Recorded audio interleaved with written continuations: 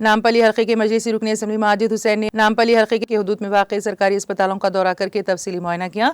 इस दौरान रुकन असम्बली माजिद हुसैन ने अस्पताल में ज़ेर इलाज मरीजों से मुलाकात करके उनकी अयादत करके फ्रूट्स तकसीम किए।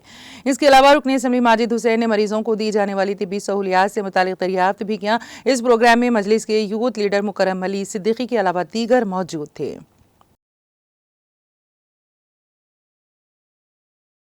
अस्सलाम वालेकुम।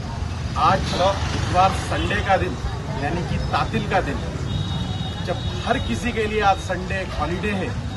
मजलिस इत्तेहादुल मुस्लिमीन का जो मरकज है दारुस सलाम, जो संडे के दिन भी खुला है, ठीक उसी तरह हमारे मजलिस इत्तेहादुल मुस्लिमीन के नामपल्ली के एमएलए माजिद हुसैन साहब हर संडे बिना नागा तमाम नामपल्ली के गवर्नमेंट हॉस्पिटल्स में मुआयना करते हैं, गवर्नमेंट हॉस्पिटल्स का दौरा करते हैं और bed to bed, patient to patient जाकर पेशेंट्स की कैफियत लेते हैं।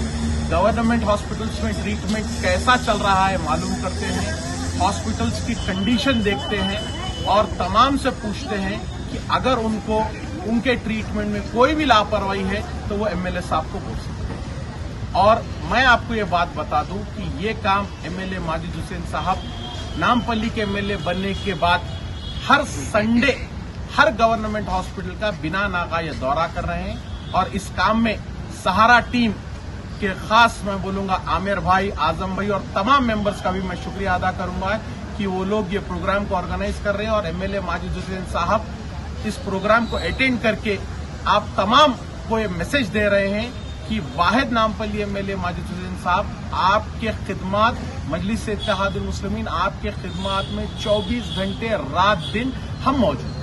बस यही हमारा मैसेज है। और गवर्नमेंट हॉस्पिटल में नामपल्ली में कोई भी किसी का भी ट्रीटमेंट में किसी भी तरीके का आपको कोई इशू या प्रॉब्लम है तो आप एमएलए माजिद हुसैन साहब से दारुस सलाम में आके मुलाकात करें। बहुत बहुत शुक्रिया। अस्सलाम।